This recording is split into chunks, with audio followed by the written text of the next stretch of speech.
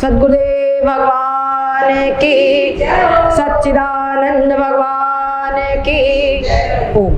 हम लोग श्रवण कर रहे हैं। देखिए, भगवान श्री रामचंद्र जी भगवान शिव शंकर को अपना इष्ट मानते हैं और भगवान शिव शंकर जी राम जी को अपना इष्ट मानते हैं। अब भगवान शिव शंकर भगवान श्री राम जी की आराधना कर रहे हैं, तो वो क्या कहते हैं? भगवान शिव शंकर के पास राम जी जाकर उनसे कहते हैं, अब विनती मम सुनहु शिव, मेरी विनती आप सुनिए और जो आप मेरे ऊपर में प्रेम रखते हैं तो कृपा करके पार्वती से साथ विवाह कीजिए। और शंकर जी क्या कहते हैं? ये बात उचित नहीं, क्योंकि हमारी प्रतिज्ञा थी, लेकिन फिर भी आपकी आज्ञा को हम टाल नहीं सकते हैं।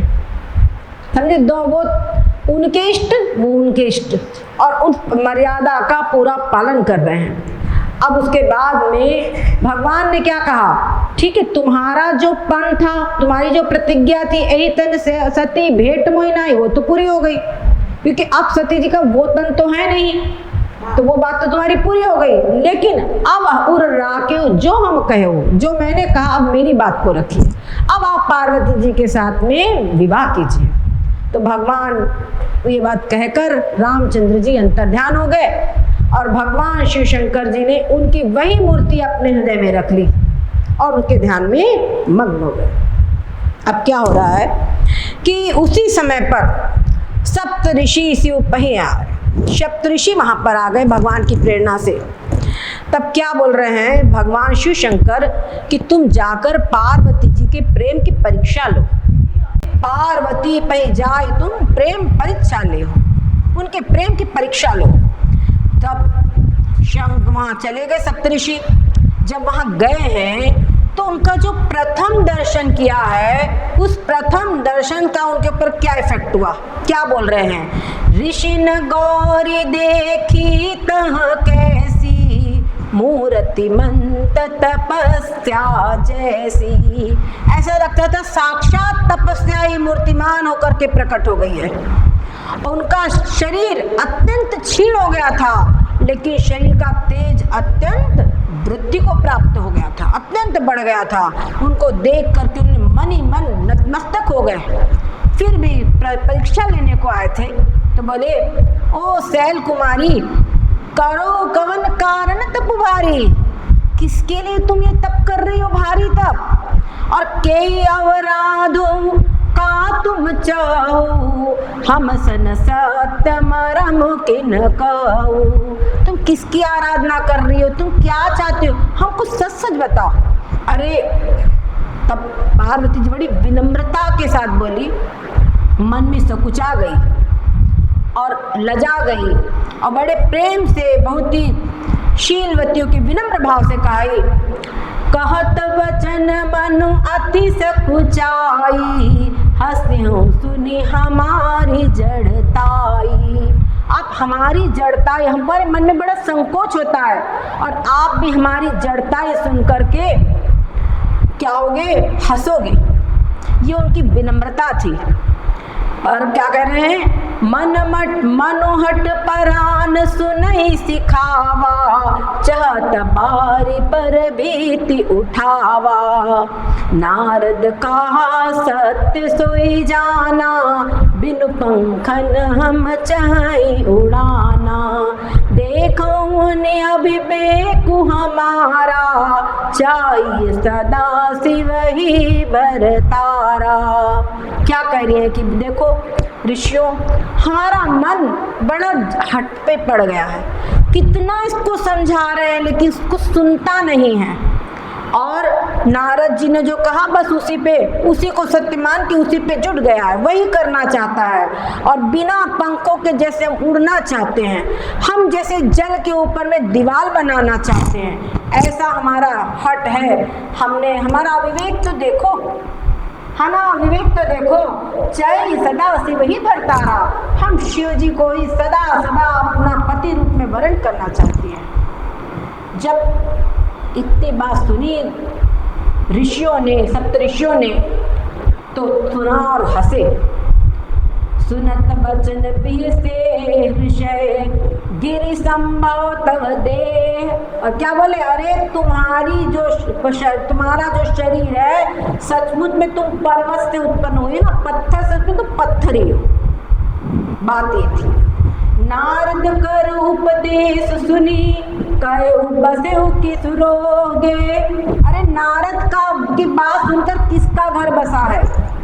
वो दक्ष के पुत्रों को उपदेश देने गए, आज तक वो घर नहीं लौटे। और चित्रकेतु के घर गए, उसका भी घर उजाड़ दिया। अरे वो क्या कहते, नारद जो है उसकी शिक्षा जो कोई सुनेगा उसका घर उजड़ी जाएगा, वो फिर घर नहीं वापस लौट सकेगा। और जो नारद है मन कपटी तन सज्जन छीना, कितनी बड़ी बात है। ऊपर से तो वेश बड़ा संतों वाला है, लेकिन अंदर में बड़ा कपटी है और सोचता है कि अपने से ही सबको बना दूं बेघर। जहां और उनकी विश्वास मानकर कि तुम ये कठोर तब कर रही हो, बेकार तुम ठगी गई। क्या करे, बहुत तुम ठगी गई। अरे वो जो शिव है वो निर्गुण नीलज कुवेश कपाली दिगंबर, और तुम्हारे जैसे सुकुमारी कन्या, तुम्हारे लिए वो वर।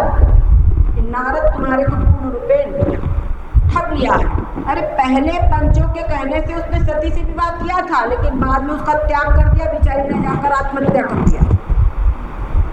ये कह रहे हैं शिव जी के प्रति अभी तक तो, और कह रहे वो हमेशा अपने सदा एकाकी है। उनके घर कौन नारी का निर्वाह हो सकेगा? कौन नारी उनके साथ विवाह करके सुखी रह सकेगी? तुम हमारी बात मानो, अभी भी कुछ नहीं बिगड़ा है, अभी भी कुछ नहीं बिगड़ा। अभी हुआ क्या है कि तुमने तप ही तो किया है, और तो कुछ हुआ नहीं है।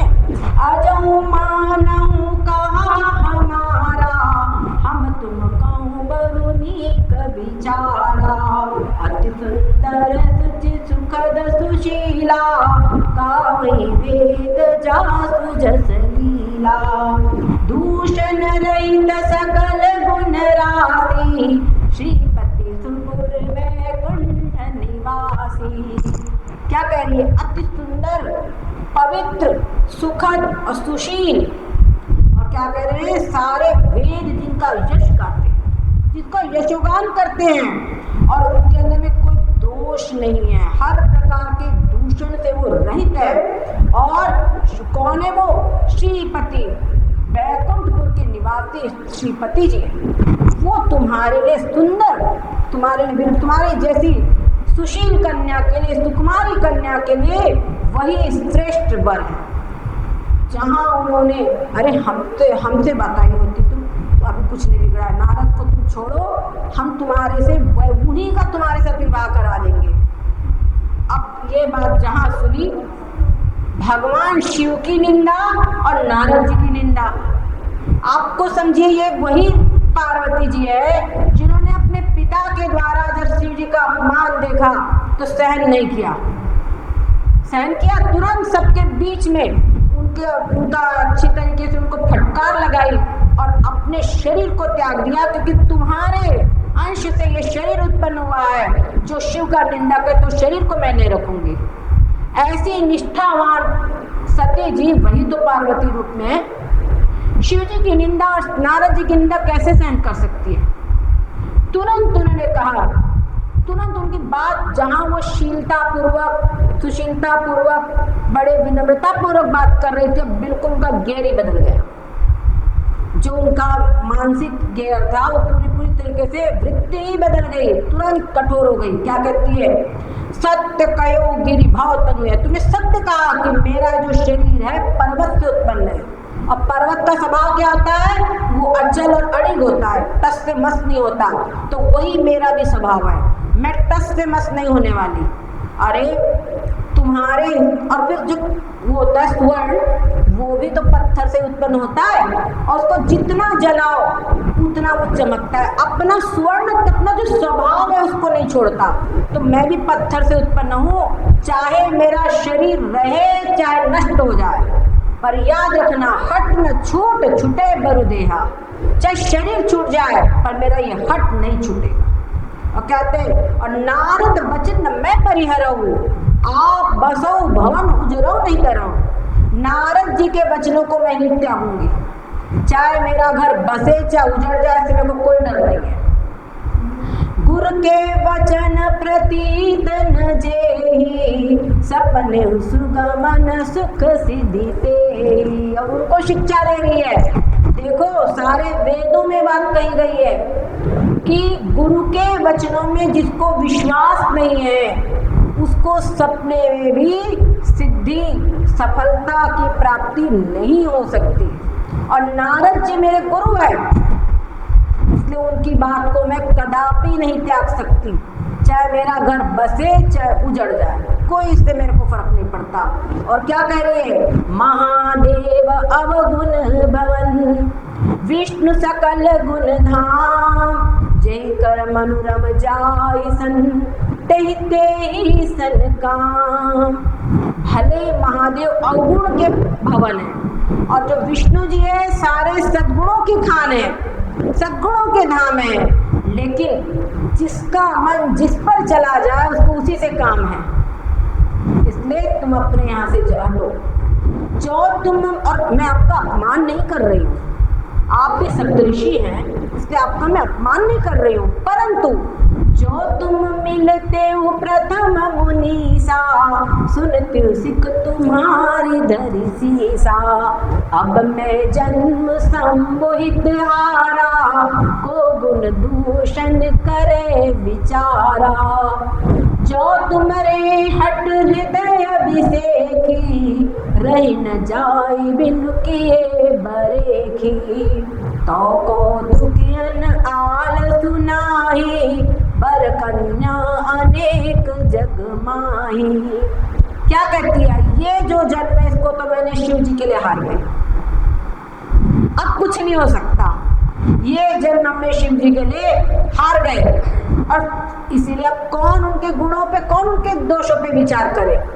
विवाह के बाद मालूम चलता तो क्या विचार करते, उनको त्याग देते। तो हमने तो जीवन वैसे हार गए उनके लिए, चाहे मैं गुणी हो चाहे वो दोषी हो। अब हमको विवाह करेंगे तो उन्हीं से। अब फिर भी आपसे रहा नहीं जाता है कौतुक करने में कि विवाह शादी लगाने की आपकी आदत बनी हुई है, लगता प्रपंच में हम पड़े। तो जाइए, संसार में बहुत सी बार बहुत से कन्याओं के विवाह जुड़ाइए, आप हमको छोड़िए। जन्म कोटि लगी रगर हमारी, 12 मुनत रहो कुमारी। हमारी प्रतिज्ञा सुन लीजिए, जन्म कोटि चाहे हमारे करोड़ों जन्म लग जाए, लेकिन और हमारी पूरी शरीर की एक एक बोटी बोटी रगड़ जाए, लेकिन 12 स्तंभ अगर मैं वर्ण करूंगी तो शंभु को, और नहीं तो कुमारी रह जाऊंगी। चाहे करोड़ों जन्म तक हमको तपस्या करना पड़े, लेकिन वर्ण करेंगे तो शंभु को, नहीं तो कुमारी रह जाएगी। उनके अतिरिक्त हमारे जीवन में दूसरा नहीं आ सकता। तजौन नारद कर उपदेश, और नारद जी की बात आपने कही है, तो नारद जी के उपदेश में किसी प्रकार नहीं देख सकती हूँ। जो शिव जी के प्रति अभी निष्ठा वर्णन किया है कि शिव ये जन्म मैंने शंभू के लिए हार गई हूँ, वो शंभू में आकर के कहे तो मैं नारद के उपदेश को मैं नहीं त्याग सकती, क्योंकि वो मेरे गुरु। ये है पार्थ जी की गुरु निष्ठा। आज क्या है, तुम किसी मान रहे हो, थोड़ा सा किसी ने अरे वो नहीं वो अच्छा, लुढ़क गए। और भगवान शिव के प्रति इनकी निष्ठा है ना, पति के प्रति निष्ठा, क्या समझे कितनी इनकी निष्ठा है। तो ऐसी हमारी किशोरियों को, हमारी नारियों को इस निष्ठा की आज आवश्यकता है, जिसको एक बार उनका फिर मन कहीं इधर उधर नहीं जाएगा, जो उचित है वही जाएगा। ये बात ध्यान रखने की है। ऐसा नहीं कि कहीं भी चला जाए, एक को देखा अच्छा है, उसके बाद में कोई उससे अच्छा मिले तो वहां चला जाए, ये नहीं। क्या भगवान बाहरी वेश में तो भाई विष्णु भगवान का वेश बहुत सुंदर है, लेकिन शिव ने कह दिया ये जन्म मैंने शंभू के लिए हार गए, अब चाहे वो दोषी हो चाहे जो है, हम उन्हीं के साथ हैं। ठीक है, मैं पाप रहूं काहे जगदम्बा, तुम ग्रह गवनऊ भयो विलंबा।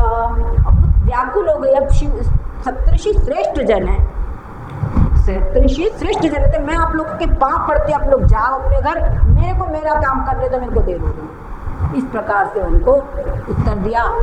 तो वो तो परीक्षा ले रहे थे ना, सप्तऋषि भी तपस्या, उनकी उनकी परीक्षा ले रहे थे। जब उन्होंने इस प्रकार उनकी निष्ठा देखी, मन में बड़ी बहुत प्रसन्न हुए। देखि प्रेम बोले मुनि ज्ञानी, जय जय जय जगदम्बिके भवानी। तो उनकी जयकार किया माता जी की, जय जय जय जगदम्बिके भवानी। इस प्रकार और कहते हैं, तुम माया भगवान शिव, सकल जगत पितु मात, नाय जन सिर मुनि चले, पुनि पुनि हर्षत गात। क्या कहते, आप माया हैं और शिव जी भगवान हैं। आप लोग तो समस्त संसार के माता पिता हैं, तो ये आपकी निष्ठा तो स्वाभाविक ही है। और उसके बाद में वो हिमान जी क्या गए, सप्तऋषि माता जी को प्रणाम किया और हिमान क्या गए और उनसे कहा, विनती किया कि आप पार्वती जी को मना करके घर ले आइए। उनने जो कहा, उनका जो इच्छा है वो पूर्ण हो चुकी है। और फिर जाकर शिव जी के पास गए और शिव जी से सारा वृत्तांत कहा। शिव जी ने जहाँ पार्वती जी का हृदय का स्नेह देखा तो मन में बड़े आनंदित हो गए और वो आनंदित होकर के ऐसे आनंदित हुए कि वो समाधि में चले गए। आप विचार कीजिए, शिव जी और माता जी का प्रेम कैसा था। ये अलौकिक दिव्य प्रेम था, किसी प्रकार का लौकिकता इसमें नहीं थी। आप देखिए, आज के युग के अनुसार जब इस प्रकार का कोई केस हो जाए तो क्या होगा, एक मोबाइल लाकर फट से भेंट होगी और हेलो, यही चलेगा, है ना। हो रहा है कि नहीं हो रहा। पर यहाँ पर वो भगवती पार्वती जी के प्रति उनका भी प्रेम इतना विशुद्ध था कि वो अपनी समाधि स्थिति में चले गए, ब्रह्माकार वृत्ति में चले गए, ब्राह्मी स्थिति में चले गए और समाधि उनकी लग गई। अब ये सब हो गया, शिव जी समाधि में चले गए, भगवती पार्वती जी अपने इसमें गई। उसी पीरियड में एक तारकासुर नाम का राक्षस हुआ था। इस तारकासुर राक्षस ने भगवान ब्रह्मा जी का तप किया तो ब्रह्मा जी ने उसको वरदान दे दिया था। ब्रह्मा जी से इसने छल से वरदान प्राप्त किया था, बोले मेरी कभी मृत्यु ना हो। भगवान ने, ब्रह्मा जी ने कहा ऐसा तो हो नहीं सकता, तुम कुछ और मांग लो। बोले अच्छा। तो उन्हें विचार किया, शंकर जी जो है वो समाधि में स्थित है और सती जी से उनका छुड़ौती हो चुकी है, क्या समझे। तो ऐसा मांगा कि जो शिव जी के तेज से उत्पन्न पुत्र होगा वही मेरा वध कर सके। ब्रह्मा जी को तथास्तु, उसको लगा ये असंभव है, ये कभी हो ही नहीं सकता, अब मैं अजय मारूंगी। और वास्तव में अजय हो गया, सारे देवताओं को तंग करके रख दिया। सारे देवता उसके कारण परेशान हो गए। सबने बहुत प्रकार का प्रयास किया, बहुत कुछ किया, लेकिन सबके धन संपत्ति इसने सब छीन लिया। सब बेचारे कंगाल होकर इधर उधर भटकने लगे। सब फिर हार करके पहुंचे ब्रह्मा जी के पास। ब्रह्मा जी क्या करें, इससे हमारा पीछा छुड़ाइए, इसको किसी प्रकार से हमारे हटाइए, इसको क्या हम करें, हम सब मरे जा रहे हैं, हम लोगों का सब छीन लिया है, हम तो परेशान हो रहे हैं। ब्रह्मा जी ने कहा कि बात तो सही है, पर इसका वध तभी हो सकता है शंभु सुख संभूत सुत जो शंभु के तेज से उत्पन्न पुत्र होगा, उसी को इसको जीत सकता है। और शंभु समाधि में बैठे हैं। और तुमको एक बात बता रहे हैं, जो सती जी ने दक्ष प्रजापति के यज्ञ में अपना शरीर त्यागा था, वो पार्वती जी के रूप में हिमाचल क्या जन्मी है। तो अब तुम लोगों को, और उन्होंने शिव जी को पति रूप में प्राप्त करने के लिए कठोर तप किया है और शंभु सब त्याग करके समाधि में बैठ गए। अब तुम लोगों के लिए यद्यपि बहुत बड़ा असमंजस है, लेकिन एक उपाय है। उपाय क्या है, तुम सब लोग जाकर के कामदेव को भेजो, कामदेव को भेजो कि जाकर शिव जी के मन में क्षोभ उत्पन्न करे, उस समाधि में बैठे उनके मन में कामना उत्पन्न करें, उनके मन में समाधि से उनको विचलित करें। और जब वो समाधि से विचलित करेंगे तो हम जाकर उनकी शरण में हो जाएंगे, उनसे प्रणाम करेंगे और वरदान मांग लेंगे। ऐसे ही बस उपाय हो सकता है। इसी प्रकार अगर बन जाए तो बन जाए, नहीं तो दूसरा उपाय नहीं है। ये उपाय तुमको करना ही है। सबने कहा ठीक। सारे देवताओं ने कामदेव का स्मरण किया। कामदेव अपनी विषम बाणों के साथ में वहां पर प्रकट हो गए। उन्होंने, देवताओं ने सारी बात बताई, भाई ऐसी ऐसी समस्या है, और शिव जी समाधि में बैठे हुए हैं, आपको उनके मन में क्षोभ उत्पन्न कर दीजिए, तभी कुछ बात बन सकती है। कामदेव ने कहा बात तो तुम्हारी सही है, परंतु शंभू का विरोध करके मेरी कुशलनी ये बात पक्की है, मैं उनके सामने बच नहीं सकूंगा, ये बात पक्की है। लेकिन फिर भी कहेंगे वेदों में सभी संत लोग कहते हैं परहित लाग तजई जो देही संतत संत प्रसन्न सहित ही। जो दूसरों के हित के लिए अपने शरीर का त्याग करता है, अपने प्राणों की बाजी लगा देता है, उसको सब लोग प्रशंसा करते हैं। इसीलिए मैं तुम्हारा ये कार्य करूंगा।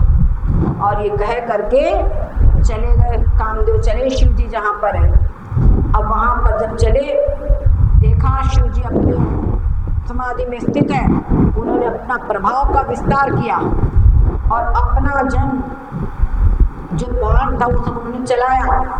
उनको देख करके क्या हुआ, जब उन्होंने कोप किया तो क्षण भर में सारी मर्यादाएं मिट गई, सारी जो लौकिक मर्यादा थी वो समाप्त हो गई, सब वेदों की सारी मर्यादाएं समाप्त हो गई। जो ब्रह्मचारी थे, व्रती थे, संयम, नाना, धीरा, धन, सब गायब, सबका लोप हो गया तुरंत। और जो विवेक होता है ना, विवेक ही आपको निर्णय कराता है कि क्या उचित है क्या अनुचित है।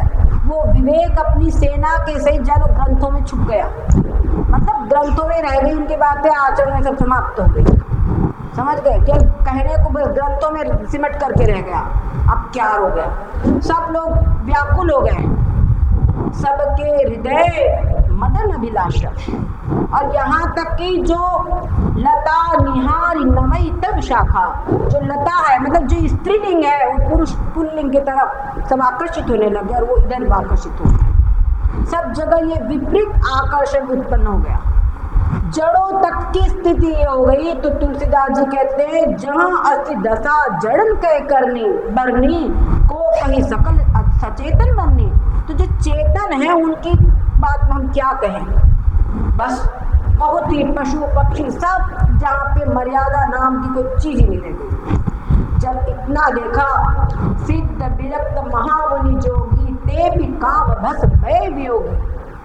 जो सिद्ध मुनि थे वे भी सब उस कामदेव के वश में हो गए। जब इन्होंने तुलसीदास जी ने जब देखा, इनको बड़ा कष्ट हुआ इस बात का। क्यों? उस समय सारे लोग इसके वश में हो गए, कोई भी धीर नहीं रह गया। धरी न काहू धीर सबके मन मन सिज हरे। जब ये बात हुई तो तुलसीदास जी बड़े व्याकुल हो गए, उन्होंने अपनी लेखनी रख दी। क्या करें, क्या इसमें कोई नहीं बचा? लेकिन बाद में जब उन्होंने क्या करे, जब देखा तो वहां पर एक चौपाई उनकी जो ये आधा दोहा है, आधा सोठा है, आधा सोठा उन्होंने लिखा, आधे सोठे क्या करे, शांत हो गए, उनकी लेखनी स्तब्ध हो गई। तो विक्षिप्त होकर उसको लेखनी उन्हें रख दिया। और जब बाद में कुछ देर के बाद में देखा तो वहां पर पूर्ण किया हुआ था, ये हनुमान जी ने पूर्ण किया था। जे राखे रघुबीर ते उबरे ते ही काल महू। जिनकी रक्षा रघुवीर ने की, भगवान ने की, वो इस समय पर इस विकट परिस्थिति से उबर पाए। इससे हमको शिक्षा लेनी चाहिए कि मन में एक कुछ अवस्था का वेग होता है, जो किशोर अवस्था होती है, युवा अवस्था होती है, वो अवस्थाओं में कुछ शरीर में हार्मोनल चेंजेस होते हैं जिनके कारण ऐसे विकार उत्पन्न होते हैं। उस समय पर कहते हैं कि किशोरावस्था जीवन की तूफानी अवस्था है। उस समय पर एक आंतरिक संघर्ष करना पड़ेगा, क्या समझे? और उस संघर्ष में आपका सहायक कौन होगा? उस संघर्ष में आपका सहायक कौन होगा? तो वो आपका सहायक यहाँ पे बता दिया है, समझ गए? उस सहायक कौन है यहाँ बता दिया। कहते जे राखे रघुवीर, जिनको रघुवीर ने रखा, यानी जो भगवान की शरण में हो गए, भगवान ने उनकी रक्षा कर ली, वे इस भयंकर काल से उबर गए। तो हर व्यक्ति को हम लोग जब कोई संकट आता है, द्रौपदी जी को चारों तरफ से जब दिखा रहे क्या करे, तो उन्होंने भगवान को पुकारा, और ये बाहरी संकट जो होते हैं उसको तो लोग उबरने के लिए भगवान की पुकार लगा लेते हैं, पर ये भीतरी जो शत्रु जब आकर के घेरते हैं, इस भीतरी शत्रुओं से बचने के लिए भी प्रभु की पुकार लगा दें, तो प्रभु ही वहां पर आपकी रक्षा कर सकते हैं। कोई भी विकारात्मक वृत्ति अगर हृदय में उत्पन्न होती है, कोई भी क्रोध है, द्वेष है, कोई भी वृत्ति उत्पन्न होती है, विक्षेप है, कोई वृत्ति उत्पन्न होती है, तो उस समय पर भगवान का चिंतन, भगवान कुछ नहीं बनता है हमसे, तो भगवान नाम का स्मरण जोर जोर से करने लगे। हरे राम राम राम हरे हरे, हरे कृष्ण कृष्ण कृष्ण हरे हरे, जोर जोर से पुकारने लगे। ओम नमः शिवाय, ओम नमः शिवाय, ओम नमः शिवाय, ओम नमः शिवाय, जोर जोर से पुकारने लगे। जो आपको प्रिय लगेगा जोर जोर से पुकारने लगे। जोर जोर से पुकारे, इतनी तेजी से पुकारे कि एक तरफ वो वृत्ति और एक तरफ भगवान नाम का चिंतन है। समझ गए ना? तो बड़ी वेग से वो उत्पन्न होती है, तो उससे वेग से ये वृत्ति को हम उत्पन्न करें, ये पुरुषार्थ है। क्या समझे? बाहरी शत्रुओं को परास्त करना ये तो हमको समझ में आ रहा है, पर भीतरी शत्रु को परास्त करने के लिए कोई अस्त्र शस्त्र काम नहीं करेगा। ये भीतरी शत्रु को परास्त करने के लिए भगवान का स्मरण, भगवत स्मरण, भगवान के नाम का स्मरण, उनको पुकारिए जोर जोर से, वही आपका साथ देगा।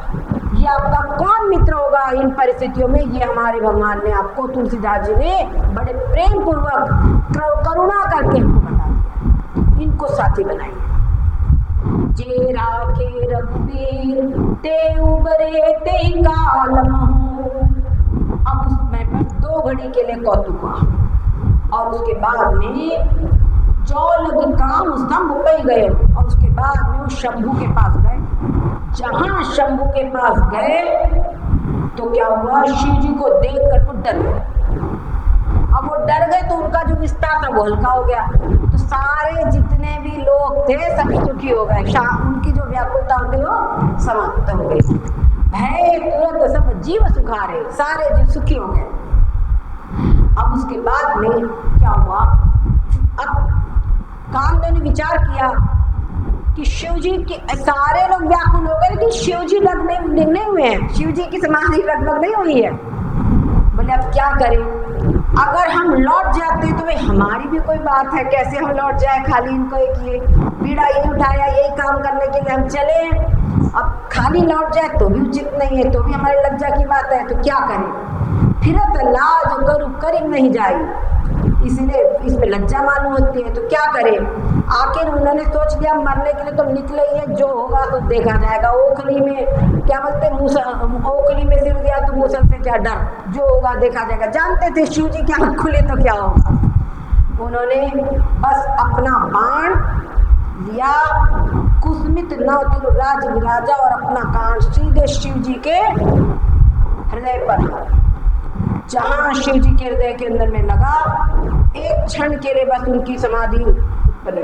और जो कामदेव थे पलाश के पेड़ के ऊपर बैठे थे, बस उनकी नजर पड़ी कामदेव, अच्छा इसने शुरू, तुरंत तब शिव तीसरा नैन उखाड़ा, तीसरा नैन उसका खुल गया, कामदेव तुरंत। अब क्या हुआ, सारे जितने भी देव हाकार भय जग भारी, बहुत सब जगह पर हाकार मच गया। डर पे सुर भय असुर सुखारी, जो सुर थे देवता लोग डर गए, और जो असुर थे वो निश्चिंत हो गए। अरे वाह, ये समाप्त हो गया, बढ़िया है। सबोधि काम दुख सोच ही भोगी, भय अकंटक साधक जोगी। और जो साधु जन थे वो सोचे अकंटक, अरे ये खत्म, अब हम लोगों की निर्धान साधना होगी, कोई दिक्कत नहीं है, कोई विकार, कोई गड़बड़ी उत्पन्न नहीं होगी। जोगी अकंटक भय पति गति सुनत रति मूर्छित भई, रोदती बदती बहु भांति करुणा करती शंकर पै गई। योगी लोग तो अकंटक हो गए, लेकिन जो रति थी कामदेव की पत्नी, उन्होंने जब पति की गति सुनी तो मूर्छित हो गई। जैसे तैसे अपना होश संभाला और रोती हुई, बहुत करुणा करती, प्रलाप करती शिव जी के शंकर में गई, उनके पास गई और उनसे विनती करी, हाथ जोड़कर उनसे प्रणाम किया, विनती करी, क्या मैं अब कैसे जीवित रहूं, मैं अपने शरीर को त्याग कर देती हूँ। लेकिन भगवान शिव जो है बड़े आशुतोष है, बड़े कृपालु है। तुरंत ही उसको देखा रोते हुए, व्याकुल होती हुई, तो उसके मन में करुणा उत्पन्न लगी। बोले देखो तुम अब तेरा तब नाथ कर होई नाम अनंग, तुम्हारे पति का अब नाम अनंग होगा और बिनु व्यापी समय पुनी सुन निज मिलन प्रसंग हो, और बिना शरीर के सबको व्यापेगा। एक एक के पास बाण चलाने की उसको जरूरत नहीं पड़ेगी। और अब तुम्हारा उनसे मिलन कैसे होगा वो समझो। जब तुम्हारा लौकिक कृष्ण से मिलन कब होगा वो सुनो। जब कृष्ण भगवान द्वापर में अवतार लेंगे तो उनके पुत्र के रूप में तुम्हारा पति का जन्म होगा और उस समय पर तुम्हारी भेंट उनसे हो जाएगी। इतनी बात सुनी, शंकर जी की वाणी सुन करके वो शांत हो गई, उनको भी धैर्य आ गया, चली गई। अब देवताओं ने सारे समाचार पाए, समझ लिए कि अब शिव जी का कोप भी शांत हो चुका है, अब हमको चलना चाहिए। देवता लोग बड़े होशियार, बलि का बकरा दूसरे को बनाते हैं। तो चले गए सारे ब्रह्मादि सब पूरे वहां पर, और उनसे प्रार्थना की। क्या प्रार्थना की कि आप लोग हमारे सबका कल्याण कीजिए। सारी तारकासुर की वृत्तांत बता दिया। अब देवताओं ने भगवान शिव की कृपा, किस शिव जी क्या बोल रहे हैं, बस बोलो किस लिए आप लोग आए, मैं आपकी भक्ति के वश में हूँ, जो आप कहोगे वो मैं तैयार हूँ। अब क्या था, काम बरुदीना कृपा सिंधु यह अति बल कीना। आपने कामदेव को जला दिया, रति को वरदान दिया, आपने बड़ा सुंदर किया, कृपा निधि आप हैं। अब लेकिन हमारी बात सुने, पार्वती तब की न अपारा करे तासु सब अब अंगीकारा। पार्वती ने कठोर तप किया है, आप उनको अब स्वीकार कीजिए। और देवताओं ने भी बहुत दिन हो गए कोई उत्सव नहीं देखा है, आपका विवाह का उत्सव ही देखे। बस तब अवसर जानी सब ऋषि आए, तुरंत ही गिरि भवन पठाए। भगवान शिव तो मान गए, तथास्तु। और उसी समय पे सप्तऋषि आए। सप्तऋषि को ब्रह्मा जी जाओ पहले हिमालय के ऊपर मूल आदि निकलवाओ, सब मूल वगैरह निकल गए। कहा न हमार सुने। अब जो सप्तऋषि ये थे वो वहां पर जा रहे थे, रास्ते में देखा फिर पार्वती जी बैठी है, तो उनको फिर लगा कि थोड़ा परीक्षा करें, माता जी की थोड़ी परीक्षा करें। तो क्या कहते हैं, प्रथम गए जहाँ रही भवानी, बोले मधुर वचन छल सानी। वाणी मधुर है लेकिन अंदर में छल है, ऐसी वाणी बोल रहे हैं। यहाँ पर ये जो संवाद है ये जरूर सुनना चाहिए, ये बड़ा ही महत्वपूर्ण संवाद है। क्या कह रहे हैं, कहा हमान सुने तब नारद के उपदेश, अब भा झूठ तुम्हारे बन जा रहे हो काम महेश। उस समय हमने तुमको समझाया था, तुमने हमारी बात नहीं मानी, अब तुम नारद की बात कह रही थी, लेकिन अब क्या हुआ, तुम्हारा पद पूरा हो पाएगा, खत्म हो गया कि रह गया तुम्हारा पद झूठा। अरे वो शिव जी है, उन्होंने कामदेव को जला दिया, अब क्या करोगी तुमसे विवाह। इसके अंदर कितना बड़ा व्यंग छुपा है, इसको समझ रहे हैं, समझ रहे कि समझे। आज आप लोग जरा सोचिए, कोई नारी कोई कन्या उसका विवाह बिल्कुल अरेंज हो जाए, तब पता चले कि पति में कोई कमी है, तो क्या बोलेगी, क्या करेंगे विवाह करके, ये होगा ना। सत्यजीत साहब ने वही तो बात इस प्रकार से आई थी, और वो क्या कहती है जरा सुने। सुनी बोली मुस्काई भवानी, उचित कयो मुनि बर विज्ञानी। तुमरे जान काम अब जारा, अब लग शंभु रहे सविकारा। हमरे जान सदा शिव जोगी, अज अनवद्य अकाम अभोगी। जो भी शिव से ये अस जानी, प्रीति समेत धर्म मन बानी। तो हमार बन सुनो मुनीसा, करियै सत्य कृपा निधीसा। भवानी मुस्कुराई, बिल्कुल आप उचित बात कह रहे हैं, परंतु तुम्हारे जान में शिव जी ने कामदेव को अभी जा रहा है, अभी जलाया है, परंतु हमारे जान तो शिव जी जो है सदा अविकारी है। अब तक तुम्हारी नजर में अभी जलाया ना, अब तक वो विकारी थे, लेकिन हमारे जान सदा शिव जोगी, हमारे लिए तो सदा ही हम जानते हो कि निर्विकार है। अज अनवद्य अकाम भोगी, वो अजन्मा अनवद्य अकाम अभोगी है। और कह रहे जो मैंने शिव जी को ऐसा जान करके ही वर्ण किया है, उनको भजा है, तो भगवान हमारी इस प्रतिज्ञा को अवश्य पूरा करेंगे। और क्या कह रहे हैं, और सुनो, जो तुम कह रहे हो ना कि उन्होंने कामदेव को जलाया है, यही तुम्हारा बड़ा विवेक है, यही तुम्हारे समझना ही बड़ी मूर्खता है। क्यों?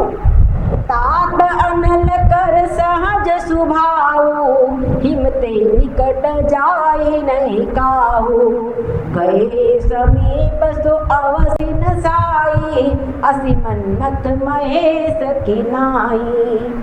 देखो, जो अग्नि है उसका सहज स्वभाव है उष्णता, जलना। अगर बर्फ उसके पास आएगा तो क्या होगा, वो अपने आप पिघल जाएगा, टिक ही नहीं सकता। उसी प्रकार से जो शिव जी है मनमत के लिए, मनमत जानो आप बर्फ है, और शिव जी के पास जाएगा तो निश्चित नष्ट हो जाएगा, तो वो तो अग्नि स्वरूप है। तो क्या कह रहे हैं, ये बात उन्होंने कहा। इसी प्रकार से मनमत जो है महेश के लिए, और महेश जो है वो हमेशा अकामी अभोगी है, और हमने ये समझ करके ही उनका वर्ण किया है।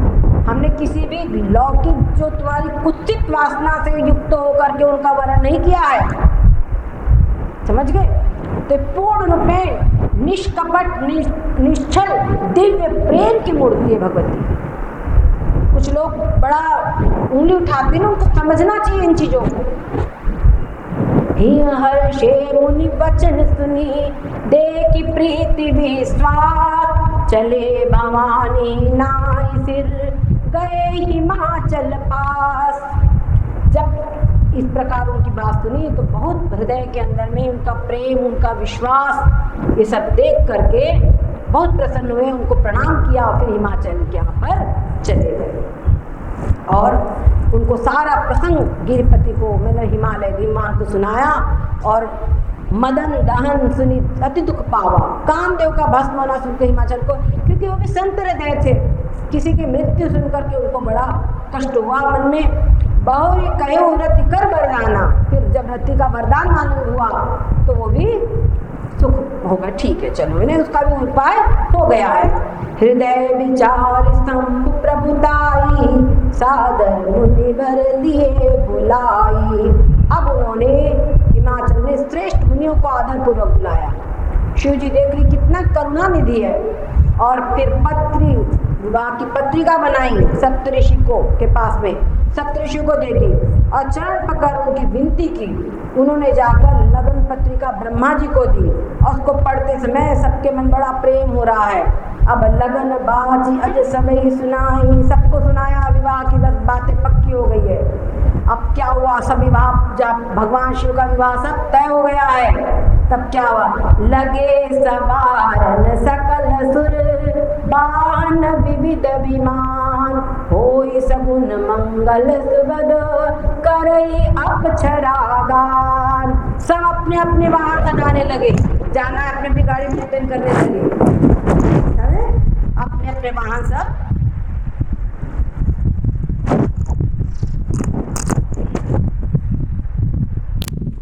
संवारने लगे वहां पे। क्या हुआ, और क्योंकि अब और अप्सराएं नृत्य करने लगी, सब जगह पर सब मंगल शगुन होने गए।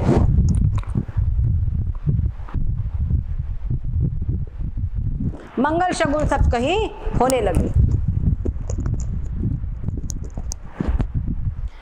अब शिवहि शंभुगन करहि सिंगारा, जटा मुकुट अहि मोर सवारा, कुंडल कंकन पहिरे ब्याला, तन विभूति पट के हरि छाला, ससिल लाट सुंदर सिर गंगा, गंगा, नयन तीन उपबीत भुजंगा, गरल कंठ उर नर सिर माला, अशिव वेश शिव धाम कृपाला। अब शंभू जी, अब विवाह का उत्सव उपस्थित हो गया है। जो शंभुगण है शिव जी का श्रृंगार करने लगे। श्रृंगार कैसा हो रहा है चंदा माता जी, सुनो ध्यान से। क्या कह रहे, जटाओं का तो मुकुट बना दिया। जटाओं का, उनकी जटाएं इतनी है, दूसरा मुकुट की कोई जरूरत ही नहीं है, जटाओं का मुकुट बना दिया।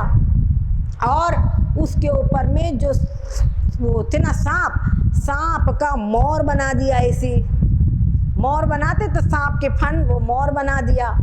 और कुंडल कंकन पहिरे वाला, कुंडलों के जन्म भी सर पर आज विराजमान हो गए। और हाथों में कंगन के रूप में या बाजूबंद के रूप में बढ़िया सर्प से विभूषित हो गए।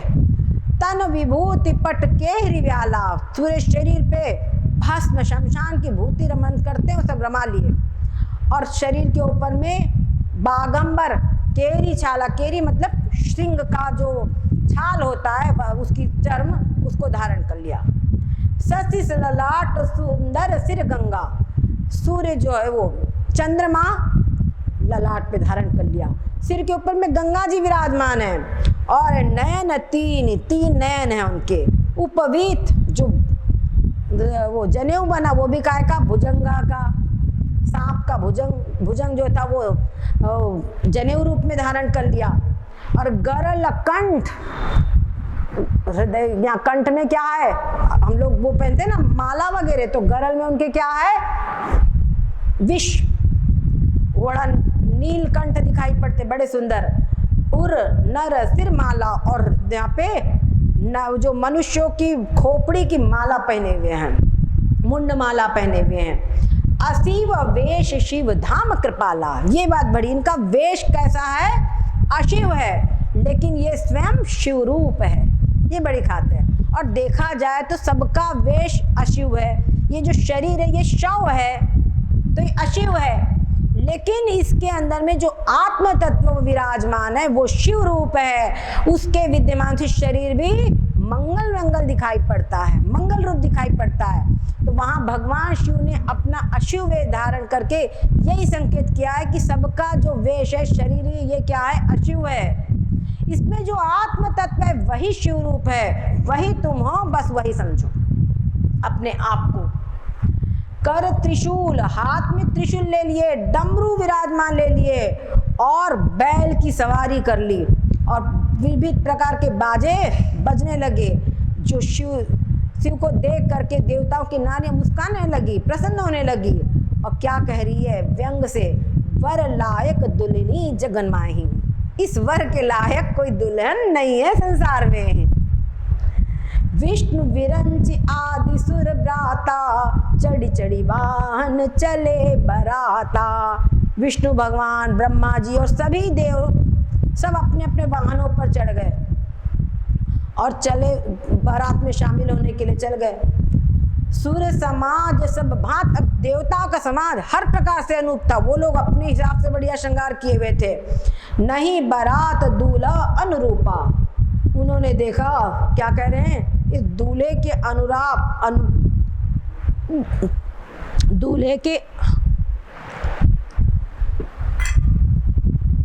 दूल्हे के अनुरूप बारात नहीं है।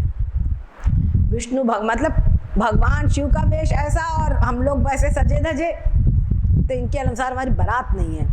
भगवान विष्णु ने देखा, हंसे और बोलते, बिलग हो ही चलो, सब निज निज सही समाज, अपने अपने समाज के साथ अलग अलग होके चलो।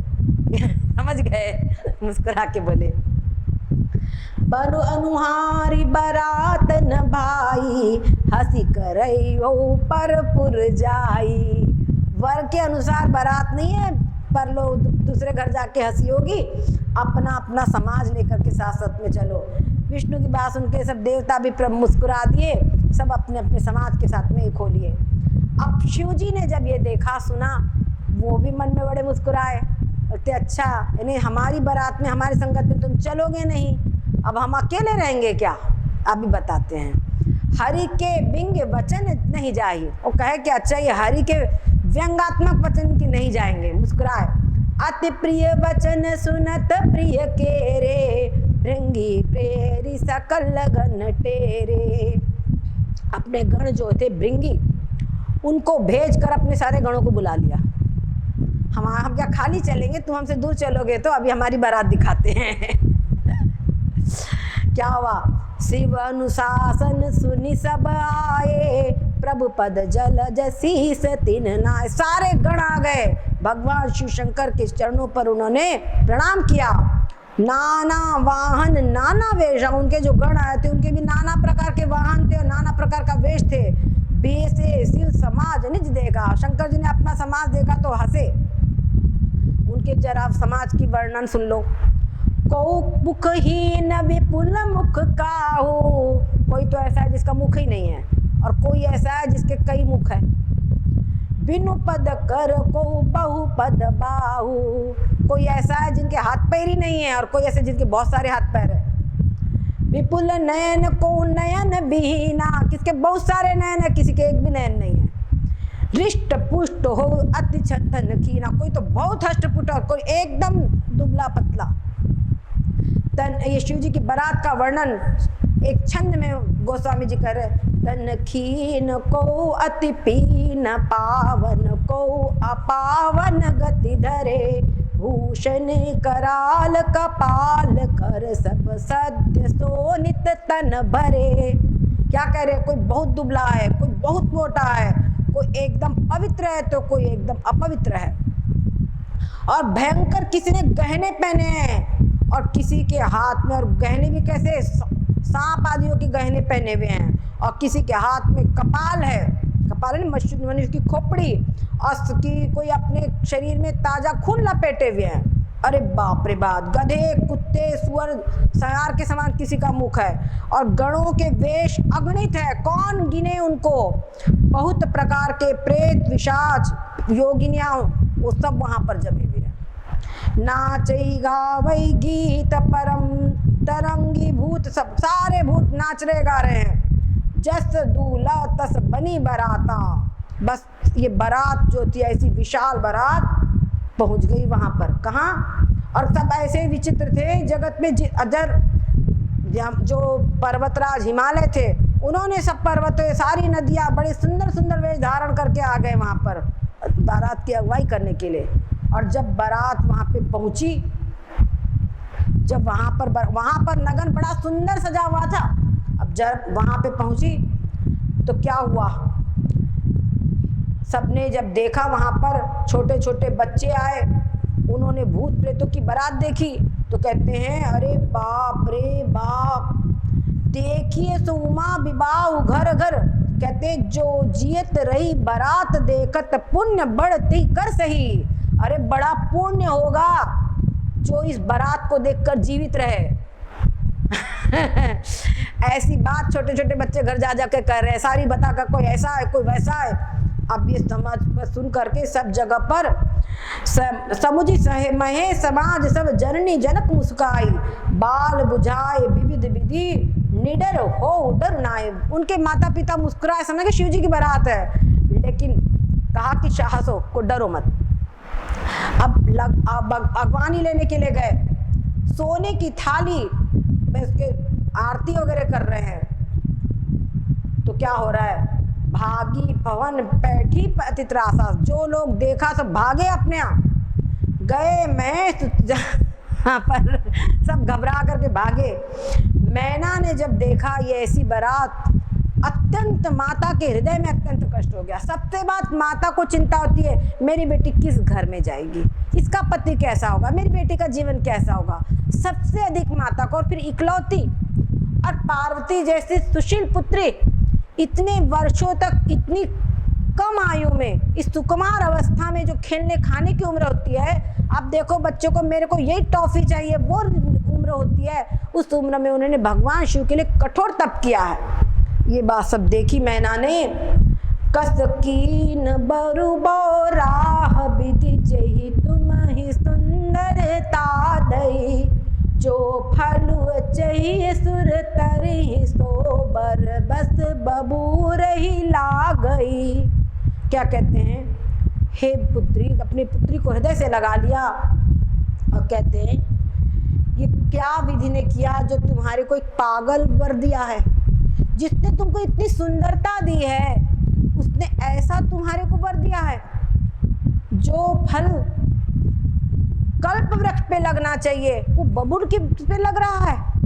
बहुत जय, मैं तुम्हारा इसके साथ कतई विवाह नहीं करूंगी, चाहे मैं पर तुम्हार को लेकर पर्वत से गिर पड़ूं, चाहे मैं अग्नि में जल जाऊं, लेकिन ऐसे पागल वर के साथ तुम्हारा विवाह नहीं करूंगा। इसके लिए तुमने मेरी बेटी ने तप किया था इतना भारी।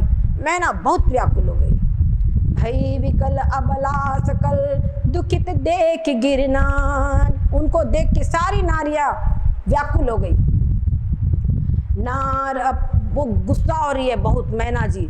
नारद कर में काह बिगारा, भवन मोर जिन बसत उजारा। अस्तुपदेशु मई जिन दीना, बौरे बरही लागित पुकीना। साचे उनके मोहन माया, उदासीन धनु धामुन जाया। घर पर घर घालक लाजन भीरा, बांझ की जान प्रसव के पीरा। क्या कहती, नारद का मैंने क्या बिगाड़ा था जो मेरे बिगड़े बसते में घर को उसने उजाड़ दिया। अरे मेरे तुमको ऐसा उपदेश दिया कि तुमने पागल के लिए तुम मेरी कन्या ने तप किया है। बहुत व्याकुल हो रही है और कहती सही बात है, उनको कोई मोह माया कुछ नहीं है, उदासीन है, घर घाम खुद का है नहीं और दूसरे के घर को उजाड़ने वाला ये है। वो बांझ की जान प्रसव की पीरा। जिसके कोई संतान ना हो वो क्या समझे, क्या समझे। माता की बहुत व्याकुल हो गई है माता।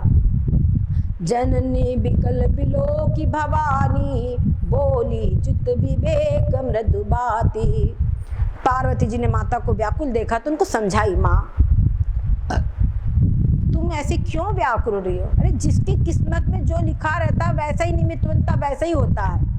करम लिखा जो बाउर ना हूँ, तो कत दोष लगाई काऊ। अरे मेरी तकदीर में अगर बाउर मतलब पागल पति लिखा है तो उसमें किसी को दोष क्यों दे रही हो तुम सन मिटे ही की विधि के शंका अंका, मातु व्यर्थ जन ले कलंका। क्या तुम विधि के लेप को मिटा सकती हो, क्यों अपने लिए आप यश ले रही हो। माता को समझा रही है। जर के माँ सुख दुख जो लिखा लीलार हमरे, जाब जहाँ पाओ सही। जो हमारे सुख दुख लिखा होगा हम जहाँ जाएंगे वो पाएगा। तुम बिल्कुल भी व्याकुल ना हो। और बस इतना उनको खूब समझाई। लेकिन पार्वती जी के बात सुनकर के सब स्त्रियां और भी सोच कर, छोटी बच्ची जो समझाए तो और व्याकुलता बढ़ जाती है। सब बहुत व्याकुल हो गई।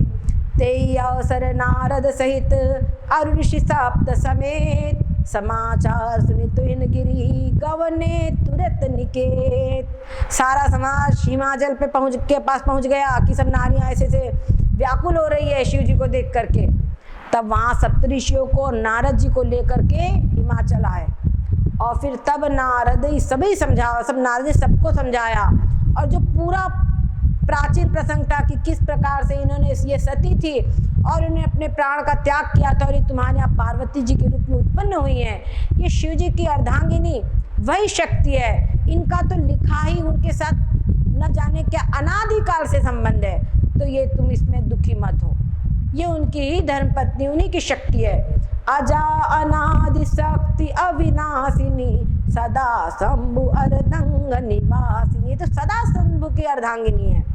जनमी प्रथम दक्ष गृह जाई, नाम सती सुंदर तनु पाई। सारा प्रसंग उनको बता दिया। सब बात सुन करके सभी को अब सांत्वना मिली, आश्वासन मिला। अब उसके बाद में इसलिए वेशु सती, अब सती जी ने किस प्रकार से उसका त्याग किया था, सती जी का सारा प्रसंग उनको बता दिया।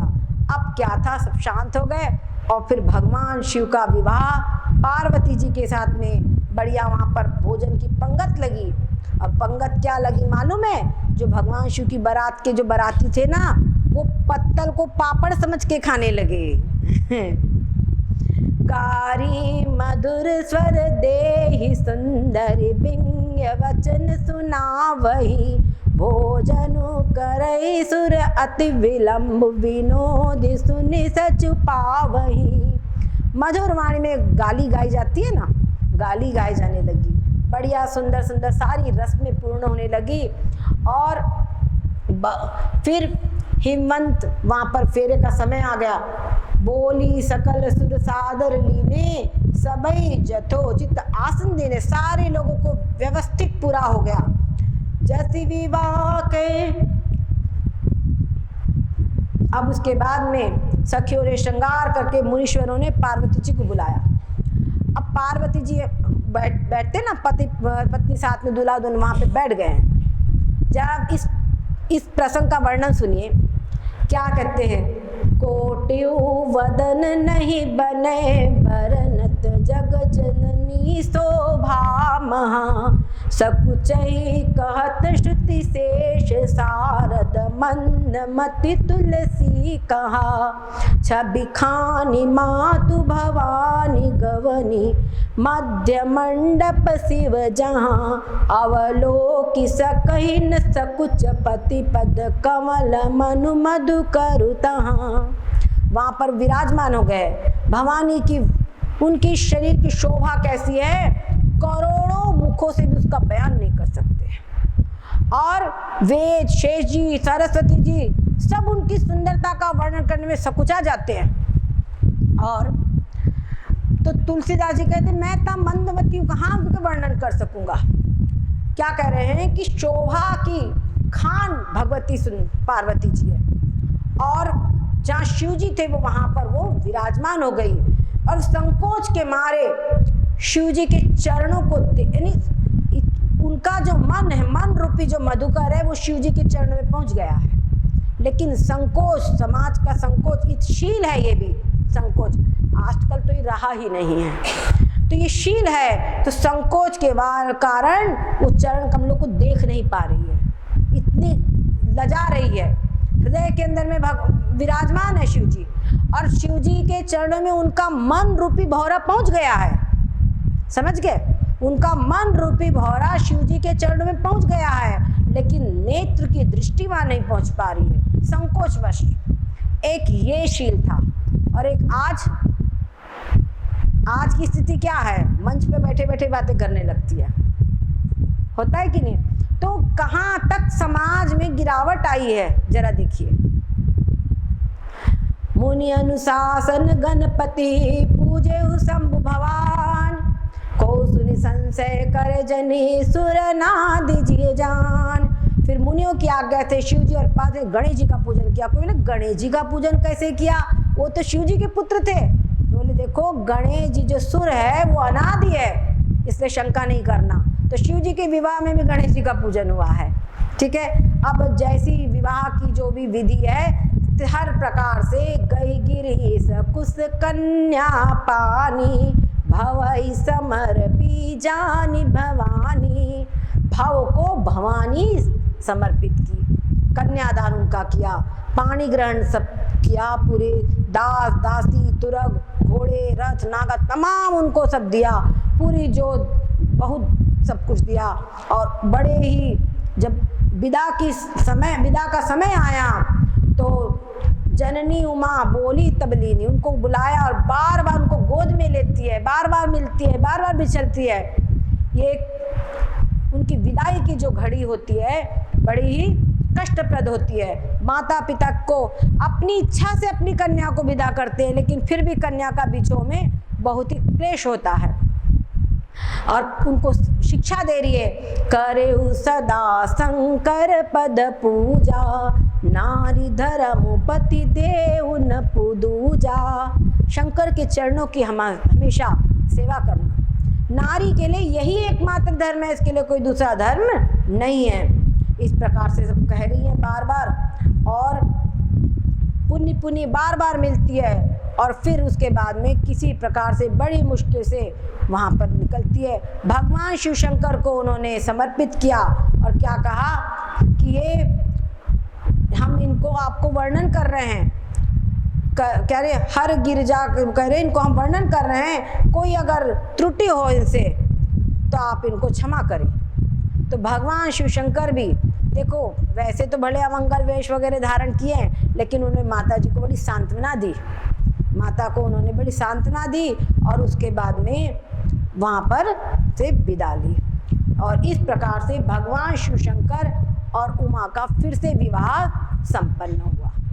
तो इस प्रकार से कहते हैं ये जो विवाह का प्रसंग है इनका, इसका जो कोई भी वर्णन करता है, इसका जो कोई भी पाठ करता है, तो अगर किसी के घर में विवाह आदि में कोई अड़चन आती है, कोई विघ्न आते हैं, बाधाएं होती, तो वो विघ्न बाधाएं भी दूर हो जाती है भगवान शिव पार्वती जी के विवाह का प्रसंग को पढ़ने से। तो इसका प्रसंग का अवश्य ही पाठ करना चाहिए, विशेष करके उन कन्याओं को जिनके विवाह के अंदर में कोई विघ्न आ रहा है, कुंवारी कन्याओं को इसका पाठ अवश्य ही करना चाहिए।